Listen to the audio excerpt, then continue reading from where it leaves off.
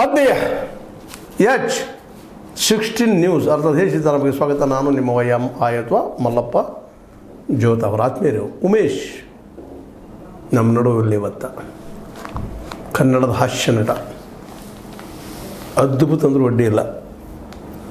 ಗುರು ಶಿಷ್ಯರು ಚಿತ್ರ ಕಣ್ಮುಂದೆ ಬಂದು ಬಿಡ್ತದೆ ಅವರು. ಅದ್ರ ಜೊತೆಗೆ ಇನ್ನೊಂದಿಷ್ಟು ಪಾತ್ರಗಳು ಯಾವಾಗಲೂ ನೆನಪಿಡುವಂಥವು. ತಪ್ಪು ತಿಳ್ಬೇಡ್ರ ಮತ್ತು ತಪ್ಪು ತಿಳ್ಕೊಂಡ್ರೇನು ಅನ್ನುವಂಥ ಮಾತಾಗಿರ್ಬೋದು. ಒಬ್ಬ ಕಲಾವಿದ ಎಷ್ಟು ಎತ್ತರಕ್ಕೆ ಬೆಳಿಬೇಕಾಗಿದ್ದು ಅಷ್ಟು ಎತ್ತರಕ್ಕೆ ಬೆಳೆದಿದೆ ಅಂತವ್ರು. ಆದರೆ ಹಾಸ್ಯ ಕಲಾವಿದ ಅಂದ ತಕ್ಷಣ 2ನೇ ದರ್ಜೆನೋ 3ನೇ ದರ್ಜೆ ಕಲಾವಿದ ಅನ್ನೋಂಗೆ ನಾವು ನೋಡ್ತಾ ಇರ್ತೀವಿ. ನಿಜವಾಗಿ ಅವರ ಅನುಭವ, ನಗಿಸುವಂಥ ಕಲೆ ಅದ್ಭುತ. ಹಾಸ್ಯ ಅನ್ನೋದೇ ರಸ ಅದ, ಅದು ಸುಲಭವಾಗಿ ಒಲಿಯುವಂಥದ್ದಲ್ಲ. ನೀವು ಸಂಗೀತ ಹಾಡುಗಾರಿಕೆನ ಕಲಿಬೋದು, ಮತ್ತೇನೋ ಮಾಡ್ಬೋದು. ಅಳಿಸುವ ದುಃಖಿಸುವ ಪಾತ್ರಗಳನ್ನು ಮಾಡಿ ಅಳಿಸ್ಬೋದು. ಅದನ್ನು ನಗಿಸುವಂಥದ್ದು ಮಾತ್ರ ಸಹಜಜನ್ಯ. ಅದು ಬರೋದು ಭಾಳ ಕಷ್ಟ. ಕೆಲವು ವ್ಯಕ್ತಿಗಳು ಕಾಣ್ತಾ ಇರ್ತೀವಿ ನಾವು ಅಂಥದ್ದನ್ನು. ಅಂಥವರಲ್ಲಿ ಒಬ್ಬರು ಉಮೇಶ್. ನರಸಿಂಹರಾಜು, ಬಾಲಕೃಷ್ಣ ನೆನೆಸ್ಕೊಂಡಾಗ ಅವರ ಮಟ್ಟದ ಇವು ಒಬ್ಬ ಹಾಸ್ಯಗಾರ, ತಮ್ಮ ಬದುಕನ್ನು ತೆಗೆದವರು ಮತ್ತು ನಾಟಕ ರಂಗಭೂಮಿಯಿಂದ ಬಂದಂಥವ್ರು, ನಾಟಕಗಳಿಂದ ಬಂದಂಥವ್ರು, ಗುಬ್ಬಿ ವೀರಣ್ಣ ಕಂಪನಿಯಿಂದ ಬಂದಂಥವ್ರು. 80ನೇ ವಯಸ್ಸಿನಲ್ಲಿ ಕೆದ್ಬಾಯಿ ಹಾಸ್ಪಿಟ್ಲಲ್ಲಿ ಕ್ಯಾನ್ಸರ್ ಆಗಿ ಕೊನೆ ಉಸಿರು ಹೇಳಿದ್ರು ಅನ್ನುವಂಥದ್ದು ಅತ್ಯಂತ ನೋವಿನ ಸಂಗತಿ. ಬಡತನ, ಭಿಕ್ಷಾಟನೆ, ನೋವು ಇವೆಲ್ಲ ಅನುಭವಿಸಿ ಮೇಲೆ ಬಂದಂಥವ್ರು. ಈ ದೇಶದ ಪರಿಸ್ಥಿತಿ ಹಾಗೇ ಇದೆ ರೀ. ಭಾಳಷ್ಟು ಜನ ಬಡತನದಲ್ಲೇ ಮೇಲೆ ಬಂದಂಥವ್ರು ಇದ್ದಾರೆ. ಆರಂಭದ ದಿನಗಳವರು ಭೀಕರ ಇರ್ತವೆ. ಯಾವಾಗಲೂ ಭಿಕ್ಷಾಟನೆ ಮಾಡಿದವ್ರು ಅವ್ರ ಸಹೋದರ ರಮೇಶ್ MS ರಮೇಶ್ ಅವರು ಹೇಳಿದಾಗ ನೋವು ಅನಿಸ್ತು. ಏನಪ್ಪ ಇದೆಲ್ಲ ಅಂತೇಳಿ ಭಾಳ ಕಷ್ಟವನ್ನು ಅನುಭವಿಸಿದಂಥ ಉಮೇಶ್ ಅವರು ಅನೇಕ ಚಿತ್ರಗಳಲ್ಲಿ ಪಾತ್ರ ವಹಿಸಿದ್ದಾರೆ. ಸೈಡ್ ಅನುಭವದ ನಾವು ಆದ್ರೆ ಹಾಸ್ಯ ಪಾತ್ರಗಳು 350 ಹೆಚ್ಚು ಸಿನಿಮಾಗಳಲ್ಲ ಚಿತ್ರಗಳಲ್ಲಿ ಪಾತ್ರ ವಹಿಸಿದ್ದಾರೆ. ಕಿರುತೆರೆಯಲ್ಲೂ ಪಾತ್ರ ಮಾಡಿದ್ದಾರೆ. ಬೇರೆ ಬೇರೆ ಕಡೆ ನಮಗಂದ್ರೆ ನೆನಪು ಬಿದ್ದಂಗೆ ಅವರು ಒಂದು ಅದ್ಭುತವಾದ ಪಾತ್ರಪ್ಪ ಅಂತಂದ್ರೆ ಅದು ತಿಳ್ಕೊಬೇಡಿ ಅಂತ ಹಿಂದಿ ಮೇಲೆ ಸಂಶಯ ಪಡುತ್ತಿರುವಂಥ ಒಬ್ಬ ವ್ಯಕ್ತಿ. ಅದನ್ನು ಯಾವ ರೀತಿಯಾಗಿ ಬಿಂಬಿಸೋಗುವಂಥ ಒಂದು ಪಾತ್ರ, ಯಾವುದೇ ಪಾತ್ರ ಕೊಟ್ಟರು ನಿರರ್ಗಳವಾಗಿ ಮಾಡುವಂಥ, ಭಾಷೆ ಮೇಲೆ ಹಿಡಿತಿರುವಂಥ, ಅಷ್ಟೇ ಅಲ್ಲ ಅದು ನಗೆ ಉಕ್ಸುವಂಥ ಒಂದು ಏರಿಳಿತಗಳಿದ್ವಲ್ಲ ಅದು ಅವ್ರಿಗೆ ಸಾಧಿಸಿತ್ತು. ಅವ್ರ ಮುಖಚರ್ಯ, ಹಾವಭಾವ, ಮಂಗನಂಗೆ ಮಾಡುವಂಥ ವಿಚಾರಗಳು ಇನ್ನೂ ಅದು ಕಣ್ಣು ಮುಂದೆ ಕಟ್ಟಿದಂಗೆ ಆಗ್ತಾಯಿದ್ದವು. ಅವರು ಯಾವಾಗಲೂ ಮರಿಲಿಕ್ಕೆ ಸಾಧ್ಯ ಇಲ್ಲ. ನರಸಿಂಹರಾಜು ಅವ್ರನ್ನ ಯಾರು ಮರಿಲಿಕ್ಕೆ ಸಾಧ್ಯ ಇದ್ದಾರೆ? ಅವ್ರನ್ನ ನೋಡಿದವರು, ಅವ್ರ ಪಾತ್ರ ನೋಡಿದವರು. ಬಾಲಕೃಷ್ಣ ಅವ್ರನ್ನ ಯಾರು ಮರಿಲಿಕ್ಕೆ ಸಾಧ್ಯ? ಬಾಲಕೃಷ್ಣ ಕಿವುಡ ಅನ್ನೋದು ಎಷ್ಟೋ ಜನಕ್ಕೆ ಗೊತ್ತೂ ಇಲ್ಲ. ಕಿವುಡರಿದ್ದರೂ ಸಹ ಬರೀ ತುಟಿಗಳ ಏರಿಳಿತಗಳ ಮೇಲೆ ಕಂಡು ಹಿಡಿದು ಮಾತಾಡ್ತಾ ಇದ್ದಂಥ ಅದ್ಭುತ ಶಕ್ತಿ ಹೊಂದಿದ್ದರು. ಅನಾಥ ಮಗು ಪಾಪ ಬಾಲಕೃಷ್ಣ ಅವರು. ಇವ್ರದ್ದು ಪಾಪ ಅನಾಥತೆಯಿಂದ ಶುರುವಾದಂದು, ಬಡತನದಲ್ಲಿ ಶುರುವಾದದ್ದು. ಅದನ್ನು ಕೇಳಿದಾಗ ಅವ್ರ ಸಹೋದರ ರಮೇಶ್ ಅವರು MS ರಮೇಶ್ ಅವ್ರಿಗೆ ಹೇಳಿದಾಗ ಎಷ್ಟು ನೋವು ಅನಿಸ್ತಂದ್ರೆ, ಪಾಪ ಎಷ್ಟಪ್ಪ ತೊಂದರೆ ಅನುಭವಿಸೋ ಬಗ್ಗೆ ಜೀವ. ಈ ವಯಸ್ಸಿನ ಮಕ್ಕಳ ಏನೋ ಹೆಣ್ಮಕ್ಳು ಇದ್ದಾರೆ, ಅವ್ರು ಬಂದರು, ಅವರು ಏನು ತಮ್ಮ ನೋವು ತೊಳ್ಕೊಂಡ್ರು ಮಾಡಿದರು. ಸಹಜದ ಅಪ್ಪ ಹೋದಾಗ ಯಾರಿಗೆ ಅದು ನೋವು ಆಗ್ತದೆ. ಯಾಕಂತಂದ್ರೆ ನೋವು ಆಗೋದಷ್ಟು ಅಲ್ಲ, ಸಂಕಟ ಆಗ್ತಿರ್ತದೆ ರೀ. ಅದೆಲ್ಲಕ್ಕಿಂತ ಎಲ್ಲರೂ ತಮ್ಮ ಮಕ್ಕಳಂಗೆ ತಮ್ಮವ್ರನ್ನು ನಗಿಸಿದಂಥ ಈ ಮಹನೀಯ ತನ್ನ ಬದುಕನ್ನು ಸಹಿತ ಅಷ್ಟು ಸಮಯದಿಂದ ನೋಡಿಕೊಂಡ್ರು. ನೋವು ಉಂಡ್ರೂ ಸಹಿತ ನೋವು ಇನ್ನೊಬ್ರಿಗೆ ಹಂಚದಂಗೆ ಚಾರ್ಲಿ ಚಾಪ್ಲಿನ್ ನೆನಪಾಗ್ತಾನೆ ನಮಗೆ. ಚಾರ್ಲಿ ಆದರೂ ಇದೇ ಪರಿಸ್ಥಿತಿ ಪಾಪ, ಬಡತನದ ಬಂದಂಥವ್ರು, ಅಗದಿ ಕೊಳಗೇರಿಂದ ಬಂದಂಥ ಮನುಷ್ಯ. ಕೊಳಗೇರಿಂದ ಗೊತ್ತಾಗ್ತಾನೆ ನಿಮಗೆ, ಸ್ಲಮ್ ಏರಿಯಾದಿಂದ ಬಂದಂಥ ವ್ಯಕ್ತಿ. ಅವರು ಎಂಥ ಜಗತ್ತಿನ ಅದ್ಭುತ ಹಾಸ್ಯಗಾರರಾದ್ರಂದ್ರೆ ಅವ್ರ ಫಿಲ್ಮ್ಗಳು ಇವತ್ತು ನೋಡ್ತಾ ಇದ್ರು ಆಶ್ಚರ್ಯ ಅನಿಸ್ತದೆ. ಎಷ್ಟಪ್ಪ ಇದು ಬರೀ ಮೂಕನ್ನು ನೋಡ್ಬೇಕು, ಮಾತಿನಗಿಂತರು. ಅವ್ರು ಸರ್ಕಸ್ ಆಗಿರ್ಬೋದು, ಮತ್ತೊಂದಾಗಿರ್ಬೋದು, ಮಗದೊಂದಾಗಿರ್ಬೋದು, ಯಾವ ಪಾತ್ರಗಳು ಏನು ಅದ್ಭುತ ಮಾಡ್ತಾಯಿದ್ರು. ಅವ್ರ ಮಟ್ಟದ ನಟ ನಮ್ಮ ಉಮೇಶ್ ಅಂತ ಹೇಳದೆ ಹೋದರೂ ಅವರಲ್ಲಿ ಕೆಲವು ಗುಣಗಳು ಇವರು ಅಳವಡಿಸಿಕೊಂಡಂಥವ್ರು ಅನ್ನುವಂಥದ್ದು. ಆ ಚಿತ್ರದಲ್ಲಿ ಉಮೇಶ್ ಇದ್ದಾರಪ್ಪ ಅಂದರೆ ಸಹಜ ಹೆಸರು ಕೇಳಿ ನಗಿ ಬರುವಂಥದ್ದು. ಏನು ಇದ್ದಪ್ಪ ಅವರಲ್ಲಿ ಏನೋ ಮಾಡ್ತಾರೆ ಅಂತೇಳಿ ಅದರ ಮುಖದ ಹಾವಭಾವಗಳಿಂದ ಅವ್ರು ನಗಿಸುವಂಥ ಒಂದು ಕಲೆ ಐತಲ್ಲ, ಅದು ಸಹಜ ನೈಸರ್ಗಿಕ. ಇಂಥವ್ರು ಇವತ್ತು ನಮ್ಮ ನಡಕ್ಕೆ ಇಲ್ಲ ಅನ್ನೋದು ಅನಿವಾರ್ಯ ಆಗಿಬಿಟ್ಟದು.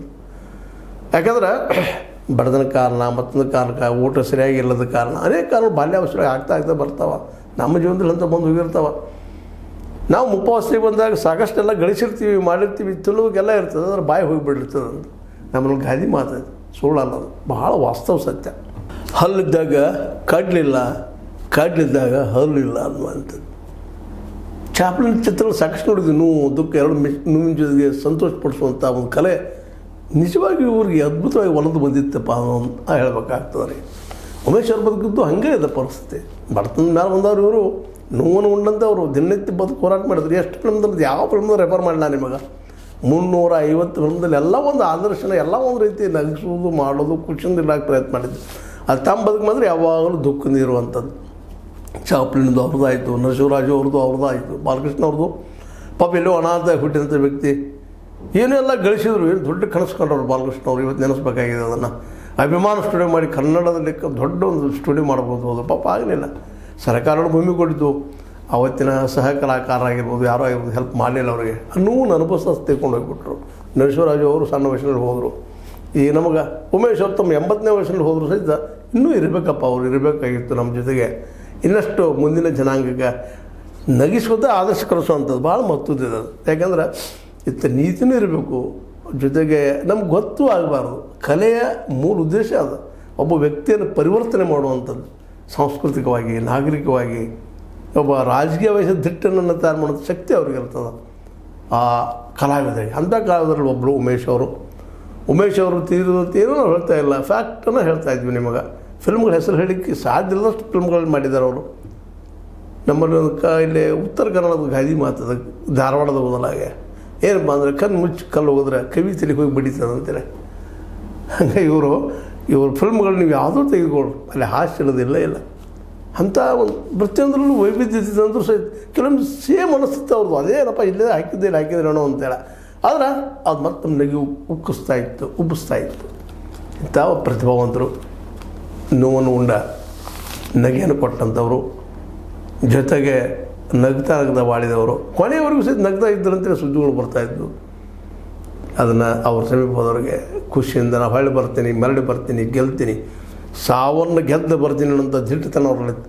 ಅದೆಲ್ಲರಿಗೂ ಬರಲಿಕ್ಕೆ ಸಾಧ್ಯ ಇಲ್ಲ, ಸಾವನ್ನು ಗೆಲ್ಲಲಿಕ್ಕೆ ಆಗುವುದಿಲ್ಲ. ಆದರೂ ಒಂದು ಅವ್ರು ಚೆನ್ನಾಗಿತ್ತಲ್ಲ ಅದನ್ನು ಮೆಚ್ಚುವಂಥದ್ದು. ಯಾಕೆ ಸಾವರಿದು ಅದನ್ನು ಯಾರೂ ಗೆಲ್ಲಲಿಕ್ಕೆ ಆಗೋದಿಲ್ಲ. ಹುಟ್ಟನ್ನು ಗೆಲ್ಲಲಿಕ್ಕೆ ಆಗೋದಿಲ್ಲ, ಸಾವನ್ನು ಗೆಲ್ಲಲಿಕ್ಕೆ ಆಗೋದಿಲ್ಲ. ಒಬ್ಬರು ಒಂದು ನಿಸರ್ಗದೊಂದು ಏನಪ್ಪ ಅಂದ್ರೆ ಪರಂಪರೆ. ಯಾವಾಗ ಸಾವು ಬರ್ತದೆ ಗೊತ್ತಿಲ್ಲ, ಆದರೆ ಸಾವು ಬರ್ತದೆ ಕೂಡುಗಿಂತ ನಮ್ಮ ಹೋರಾಟ ನಾವು ಮಾಡ್ತಾ ಇರಬೇಕು. ಆ ಪಾಠವನ್ನು ನಾವು ನಮ್ಮ ಉಮೇಶವನ್ನು ಕಲಿಯುವಂಥದ್ದು ಅಂತ. ಸುಮ್ಮನೆ ಕೂಡುವಾಗಿಲ್ಲ, ಬಿಡಪ್ಪ ವಯಸ್ಸಾಯಿತು ಕೂಡಬೇಕಂತಿಲ್ಲ ಅಂಥವ್ರು ನೋಡಿ ನಮಗೂ ಒಂದು ಸ್ವಲ್ಪ ಹೊರಗೆ ಬರ್ತದೆ, ಮಾಡಬೇಕಪ್ಪ. ಯಾಕಂದ್ರೆ ನಾವು ಸಾವಿನ ಸಮೀಪ ಬಂದವಾಗ ಸಹಜವಾಗಿ ಇನ್ನಷ್ಟು ಕೊಡಬೇಕಪ್ಪ ಜಗತ್ತಿಗೆ ಅಂತೇಳಿ.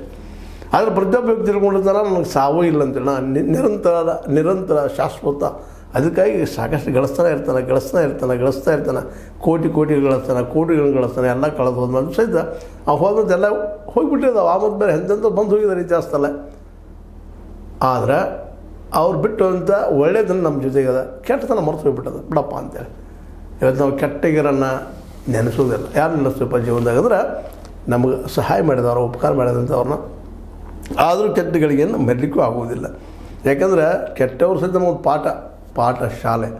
ಹೀಗಾಗಿ ಏನೂ ಇರಲಿ, ಉಮೇಶ್ ನಮ್ಮ ಪ್ರೀತಿ ಉಮೇಶ್, ನಗಿಸುವ ಉಮೇಶ್, ನಕ್ಕುರಗಿಸುವ ಉಮೇಶ್, ಜೊತೆಗೆ ಯಾವಾಗಲೂ ಕಚೋಳಿ ಇಡುವಂಥ ಉಮೇಶ್ ಇವತ್ತು ಇಲ್ಲ ಅನ್ನೋದು ಮಾತ್ರ ನೋವಿಂದು. ಬಟ್ ಸಾವು ಅನಿವಾರ್ಯ, ತಪ್ಪಿಸಲಾರಂಥ ಒಂದು ಷಡ್ಯಂತ್ರ ಅನ್ಬೇಕಾದ್ರೆ ಅದಕ್ಕೆ. ಯಾಕಂದರೆ ಅದು ಯಾವಾಗ ಬರ್ತದೆ ಗೊತ್ತಾಗಿಲ್ಲ, ಯಾವಾಗ ಹೋಗ್ತದೆ ಗೊತ್ತಾಗಿಲ್ಲ. ಆದರೆ ಅದ್ರ ಬಗ್ಗೆ ಚಿಂತೆ ಮಾಡೋದು ಇರೋದು ಬೇಕಾಗಿಲ್ಲ ಅನ್ನೋದನ್ನು ಉಮೇಶ್ ಅವ್ರು ಸಾವಿನಲ್ಲಿ ತೋರಿಸ್ಕೊಟ್ಟಿದ್ದಾರೆ. ಅದು ಭಾಳ ಮಹತ್ವದ್ದು. ಬಂದಾಗ ಬರಲಿ, ಬರುವುದೇನೆಂಟೊಮ್ಮೆ ಬರುವ ಕಾಲಕ್ಕೆ ಬಹುದು, ಬಯಕೆ ಬರುವುದರ ಕನಸನ್ನೇ ಕಾಣುವಂಥ ನಮ್ಮ ಬಗೆಯಲ್ಲಿ ಮಾಸ್ತರ್ ಅವರು ಹೇಳಿದಂಥ ಮಾತು. ಯಾವ ಬರ್ತದೆ ರೀ, we will wait and see and go with that ಅಷ್ಟ. ಇದನ್ಬಿಟ್ಟು ಮತ್ತೆ ಹೇಳಕ್ಕೆ ಸಾಧ್ಯ ಇಲ್ಲ. ಉಮೇಶ್ ಅವ್ರು ನಮ್ಮಲ್ಲಿಲ್ಲ ಅನ್ನುವಂಥ ಮಾತು ಮಾತ್ರ ನೋವಿಂದು, ಸಂಕಟದ್ದು, ಜೊತೆಗೆ ಸ್ಫೂರ್ತಿದಾಯಕ. ಕೊನೆಯವರೆಗೂ ಕ್ಯಾನ್ಸರ್ ಅನ್ನೋದು ಗೊತ್ತಾಗಿಯೂ ನಮ್ಮ ಮರಳಿ ಬರ್ತಾನೆ ಅಂತ ಒಂದು ಕನಸು ಕಾಣ್ತಿದ್ದಿಲ್ಲ, ಆ ಕನಸು ನಮ್ಮಲ್ಲಿರಬೇಕು. ಅದು ನಮ್ಮ ಜೀವಂತಿಗೆ ಇಡುವಂಥದ್ದು ಅಂತ ಹೇಳ್ತಾ ಅವರ ಆ ಒಂದು ನಡೆ ನುಡಿ ಹಾಸ್ಯದ ಕಲೆಗೆ ಮತ್ತೊಮ್ಮೆ ನಮ್ಮೆಲ್ಲರ ನಮ್ಮನ್ನು ಸಲ್ಲಿಸ್ತಾ ಕೈಗಳಲ್ಲಿ ವಂದನೆಗಳು.